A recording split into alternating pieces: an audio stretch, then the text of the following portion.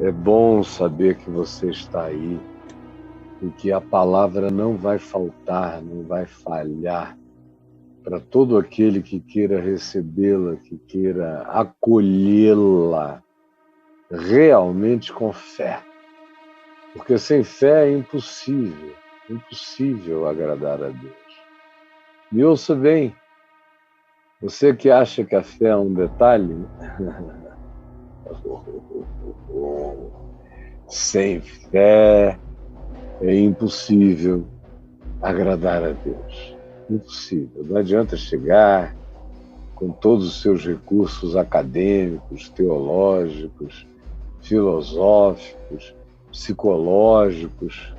No entanto, meu querido, com toda a sua filantropia que você apresenta como cartão de visita celestial, nada disso adianta, porque sem fé, se isso tudo não for proveniente de fé, não agrada a Deus. A relação com Deus só pode ser pela fé, porque a fé é a única realidade do infinito, do impossível e do absurdo em nós. E Deus é infinito, Deus é impossível e Deus é absurdo. De modo que você vai chegar com o quê? Com uma teologia? É patético, não é? Com uma filosofia de quem quer que seja, pequena, não te dá mãos espirituais para pegar o infinito, não te dá meios para estender as mãos e pegar o absurdo, olhar para ele e colocá-lo no coração. Sem fé, você não tem mãos para estender na direção de tomar posse de promessa nenhuma de Deus, porque as promessas de Deus feitas no Evangelho, que são mandamentos que, se a gente obedece, eles produzem o fruto da vida, isso só é possível ser abraçado, alcançado, apossado pela fé. De outro modo, não adianta nada. É por isso que nós temos mais de 1 bilhão de cristãos no mundo e quase ninguém tem experiência de paz, de amor, de serenidade, de pacificação, de sossego, de quietude, de perdão, de amor. A maioria vai se acostumando e vai dizendo: Deus me ama, então deixa ele amar esse traste. E o cara, ao invés de melhorar, só piora. Ao invés de crescer, só se atrofia. Eu vejo gente que já foi grande e se atrofiou.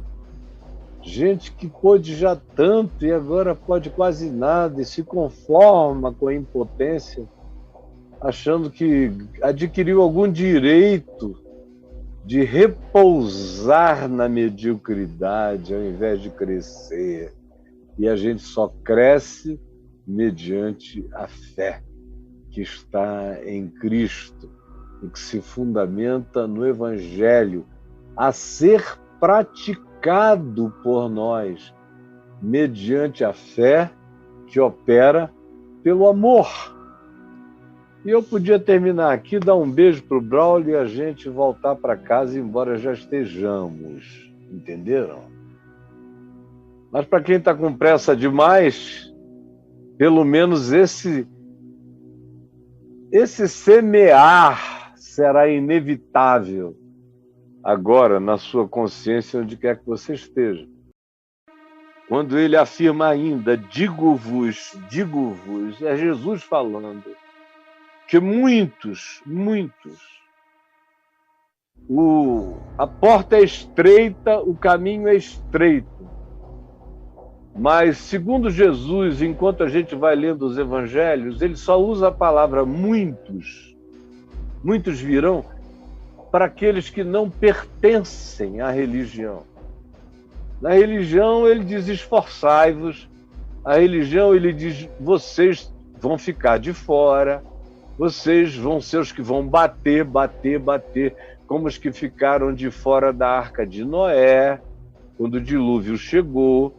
Vocês têm todas as oportunidades todos os dias e não entram nunca, procrastinam sempre, adiam o tempo todo.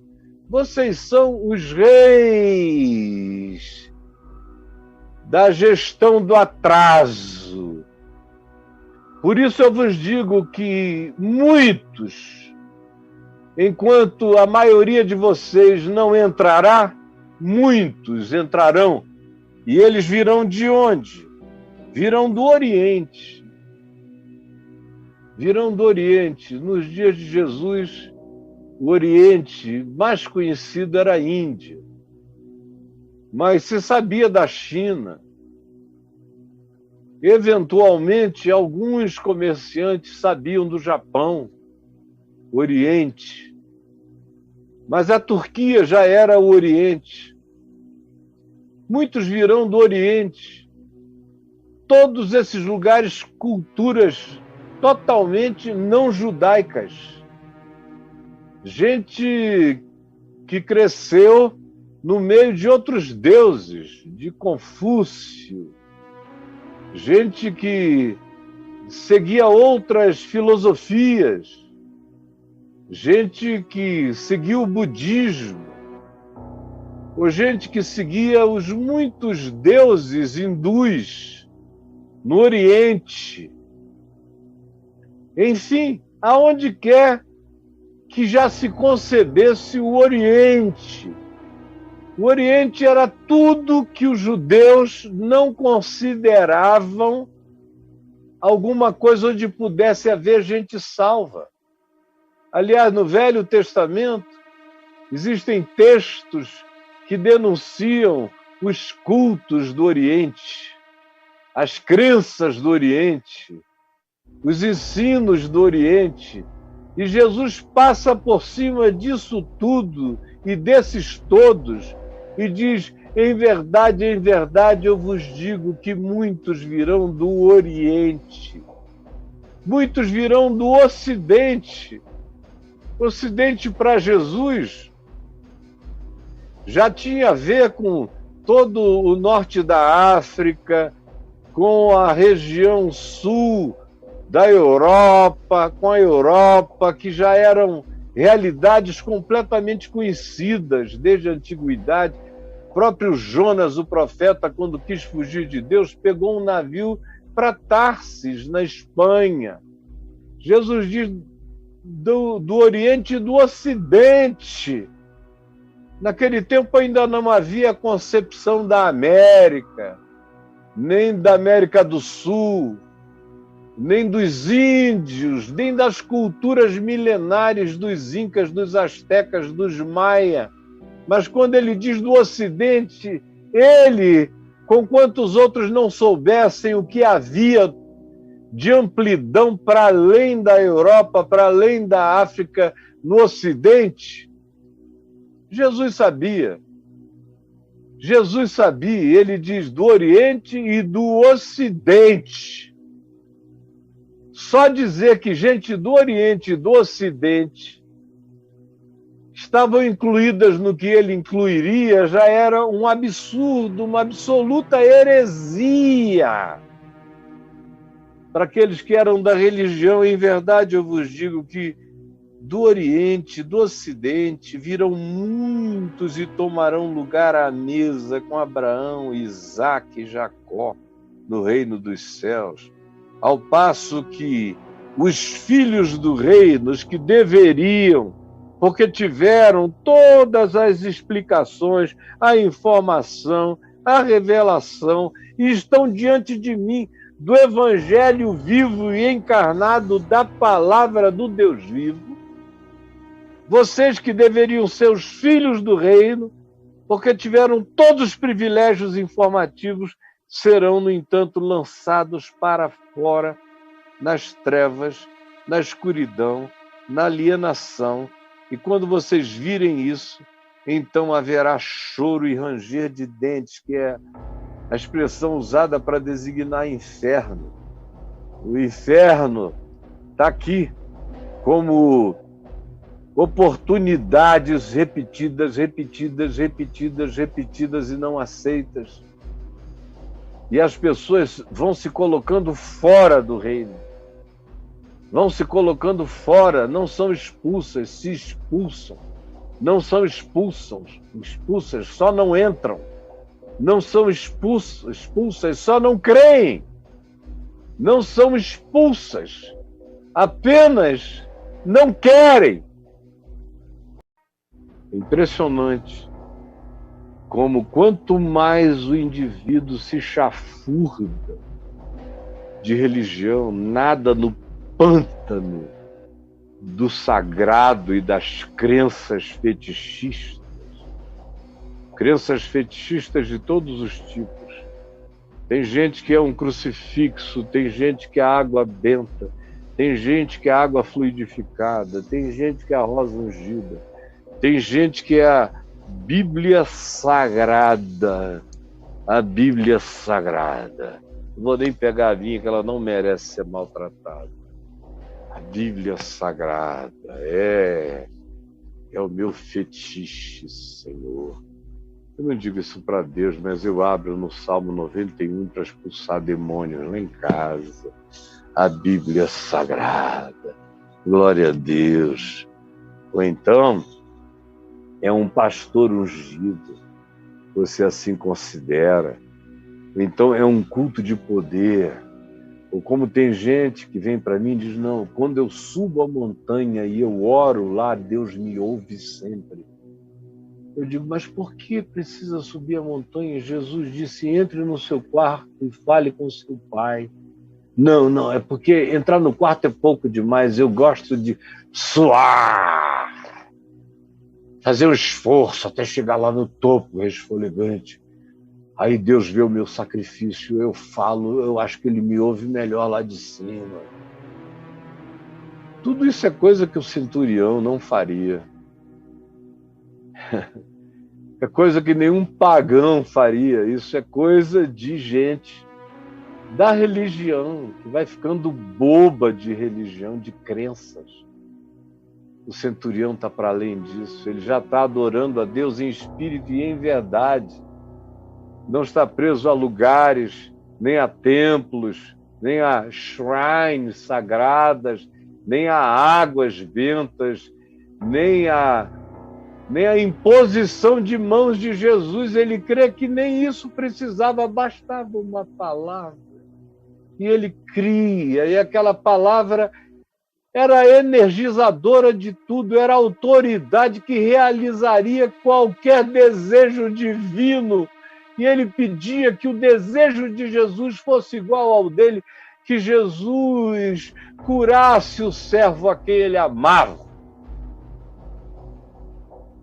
Aí a gente está separando os meninos dos homens, não é, gente?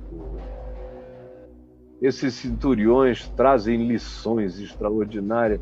Todos os pagãos do Novo Testamento trazem lições maravilhosas.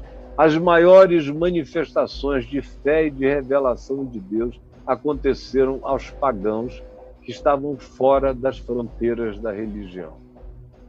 Foi por isso que quando eu fui escrever a minha tese para ser ordenado ministro presbiteriano com 20 anos para 21 anos de idade, eu tinha 20 quando fui ordenado. E a tese foi essa. Eu fui listando todas essas ações da relação de Deus com o pessoal que estava fora da religião. E chocado, fui verificando que as maiores manifestações de fé e as maiores respostas perplexas, chocadas de Jesus à manifestação humana, todas elas tinham acontecido vinculadas a gente que estava fora da religião, fora dos portões, fora do sagrado, e que nem conheciam, às vezes, as escrituras, não conheciam nada. como esses aqui não sabiam de coisa alguma, mas tinham olhado e tinham crido e tinham visto, e não tinham precisado de catequese para crer. O Espírito Santo lhes dera testemunho no coração e eles não resistiram, eles creram no silêncio dos seus seres, eles creram. Eles foram esmagados pelas evidências do amor de Deus e creram e confessaram. E fizeram a boa confissão, não apenas com a boca, mas porque creram com o coração e porque manifestaram com as ações e obras das suas decisões, com os frutos das suas confissões. Com os frutos das suas confissões. Eles manifestaram o que criam pelos frutos das suas confissões. Você entendeu?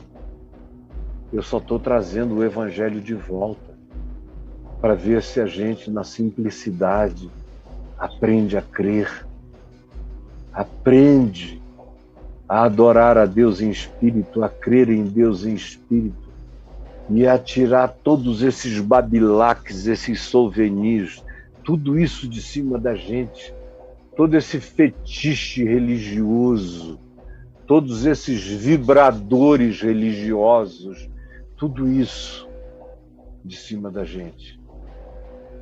E apenas crermos em espírito e em verdade, que Ele é a autoridade suprema, que a palavra dele é verdade. Senhor Jesus, eu peço agora que essa palavra realize hoje aquilo que ela realizou na vida de todo aquele que creu,